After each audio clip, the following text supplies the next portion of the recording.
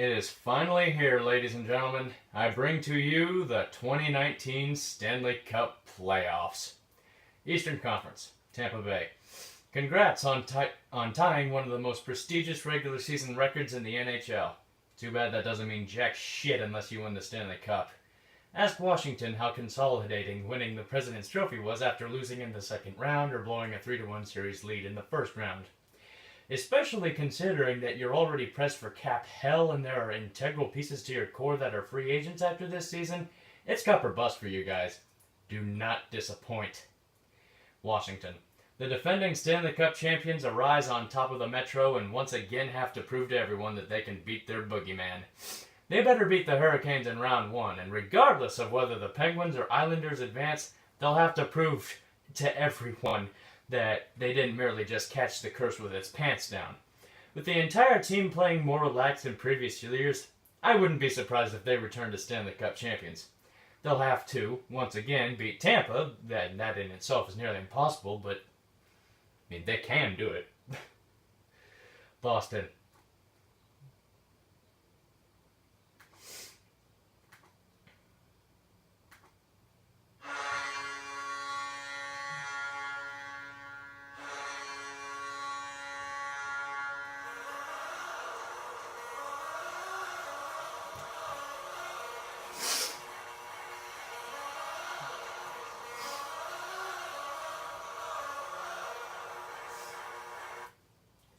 Toronto, that is going to haunt your nightmares. That is a goddamn promise. Let me be the first to say that the Bruins are a silent contender to go deep in this year playoffs. Their top line is one of the best in hockey and shows no signs of slowing down. Boston actually has a serviceable backup option if Tuukka Rask underperforms like usual come playoff time. The entire core, both young and veteran, have tons of playoff mileage to carry the team past any opponent, and Bruce Cassidy is one of the smartest coaches in the NHL, short only to Cooper and Trotz. The only thing I'm worried about with this team is if they face Tampa, a team that can roll 4 lines, 3 pairs, 2 goalies, and a coach on you. I call it the 4-3-2-1 strategy. It's nearly impossible to stop, and Boston's physicality has recently been lacking. Whether this was because of injuries or resting for the playoffs is a legitimate fall-off, but we may never know. So long as the Bruins can kill teams with their power play and neutralize speed with solid goaltending and physical defense, nobody's going to stop this team. With Zdeno Chara reaching 42 years old, I'd find it most convenient if you win a cup now before he hangs up the skates and whatnot. Toronto. By God, it's happened again. You've once again placed third in your division despite all of the moves you've made to improve the roster, and the Shannon plan will have to be delayed for another year.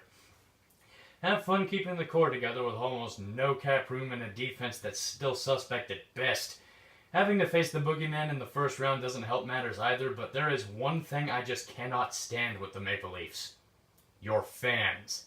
Losing the shootout? Ban it! Ban it to hell! That's not even hockey! Despite the fact that the alternative is either a tie or extended overtime that leads to more injuries and worse cases of fatigue, which you also relentlessly bitch about. Leafs struggle with discipline. This league is fucking rigged. Fuck you, Bettman! Despite the fact that Babcock notoriously struggles with penalty management, NHL headquarters is located in Toronto, and Canadian networks will do nothing but suck your dick, which includes TSN and SN. In America, that's called having a media do nothing but suck your dick, so excuse my apathy for your plights. Enjoy 52 consecutive years of not even sniffing Lord Stanley assholes. You truly deserve this misery. New York. So you made it back. I'll be damned. Looks like Coach Trotz has recently gone to work on improving team defense while the top 6 are producing in spades. I can always appreciate a two-way hockey system like this where the team doesn't have any egos, over-rely on 1 or 2 guys, and actually have a high team chemistry. This is what the Islanders have been needing for a long time. Competence at the top. It's a wonder how firing Garth Snow got this team back on track, even with losing John Tavares. The only issue is that you're facing Pittsburgh in the first round. Prepare for the fight of your lives. That's going to be one hell of a series. Regardless of the outcome, you have made me proud, Long Island. You've earned this newfound success. Congratulations. Pittsburgh. So, it turns out I might have exaggerated the negative effect of having Eric Goodbranson paired with Jack Johnson. The Penguins actually started playing very well as the season came to an end and avoided the wild card as they nagged the 3 seed.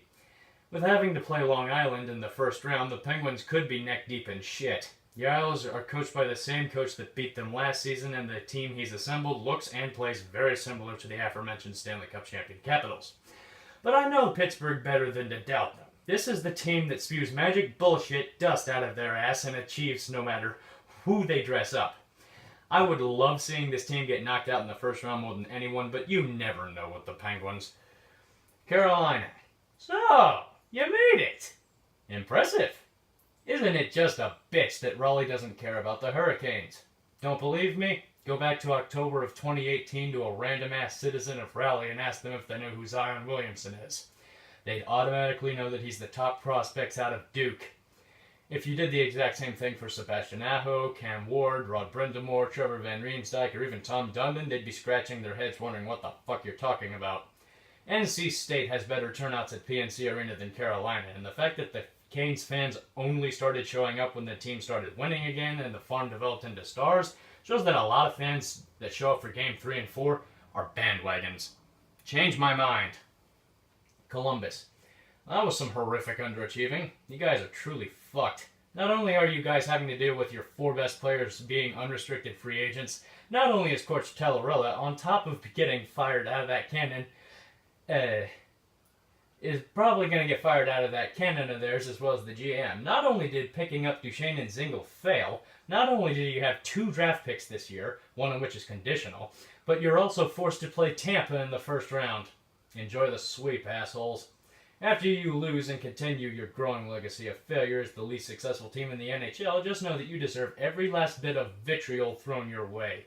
Fucking pathetic. Western Conference. Calgary. Congratulations, Calgary. After clinching home ice and finally securing stable defense, the Flames can finally prevail as champions for the first time since 1989. Also, with both Edmonton and Anaheim out of the playoff picture, they have only themselves to beat. Only a brick wall could stop you. Do not make me finish this joke come June time. Or better yet, bitch about how the puck was in the net. I give Toronto a lot of shit, but Calgary really isn't much better with their incessant bitching. No wonder why the Flames want to leave Calgary.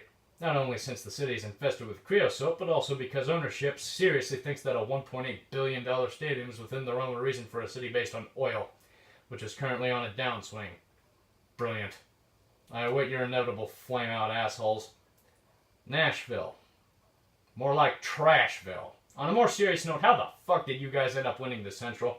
You better pray to God that Dallas reverts to a team with no depth and you beat them handily with superior defensive coaching. Otherwise, this could be a long playoff for you guys. Your power play is atrocious, your scoring has dwindled to almost nothing, and Pecorino is always a threat to be too good right now. Be scared, Nashville. Be very scared. San Jose. Alright, take 15, Sharks. You have once again had an outstanding regular season, your second seed in the West. Jumbo Joe is playing like an absolute freak of nature. The scoring depth can light entire teams on fire, and the team is coming back from a highly injured defensive core. Your opponent in the first round? Vegas. The same team that humiliated you in the second round last season. They've acquired monsters of their own in Max Pacioretty and Mark Stone. If Martin Jones falls apart like he did in March, Vegas will make quick work of this team. For the love of God, do not waste Jumbo Joe. It's shameful enough Boston failed to do much of anything with them. You can't do that as well. This is your last chance to win the cup. Do not fail me. Winnipeg. How the hell did you fail to win the Central? Do you realize what you've just done? You have cursed yourself to the 2 seed, which means you're against a red-hot St. Louis team with the rookie Jordy Bennington in the net that can hunt goose eggs on any given night. You better pray to God that the whiteout is a real thing. Otherwise, this series can end up being like a series between Minnesota and St. Louis in 2017. If you have to rely on St. Louis's defense breaking, you are fucked. St. Louis. Well, that was one hell of a turnaround. Let me be the first to congratulate you on going from worst team in the NHL to third in the Central within a few months. You're going to be matched with an incredibly difficult series in the first round against Winnipeg. If your defense holds like it's done since February, you'll be fine. If your scoring can't get the job done against Connor Hellebuck, you're fucked. Your move, St. Louis. Vegas. So last year wasn't a fluke. Impressive. I can't wait to see how your series with San Jose is going to turn out. Both of you have bolstered your roster since your last meeting, and both of you should be healthy come puck drop of Game 1 in the Shark Tank. If San Jose's goaltending and or defense was anything like it was in March, you should be on your way to another second round. If your defense can't neutralize the Sharks' top six, you could be in trouble, even with Marc-Andre Fleury in net. As for future reference, get a real backup goaltender. Malcolm Subban is not what you want backing up Marc-Andre Fleury. I would know. I'm a Bruins fan. That guy was awful. Dallas.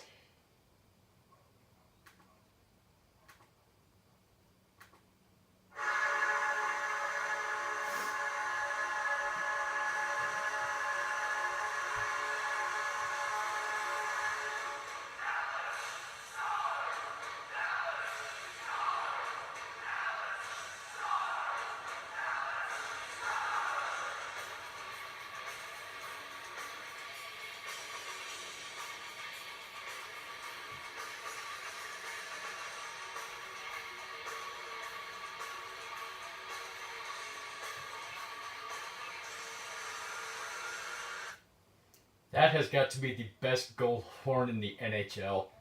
I fucking love this team. And no, it has nothing to do with Anton Khudobin playing to his fringe starter potential, or Tyler Seguin playing like a living god, or the top six being the best in the Central. This entire team is finally playing to their potential. At least momentarily, the lack of a bottom six for the Stars isn't hurting their performance on the ice, and their goaltending depth is enviable. If Nashville struggles like they did last year, we could see a wild upset in the first round. If Dallas plays like they did earlier in the season, they are fucked. Another series has the potential to be legendary. Colorado.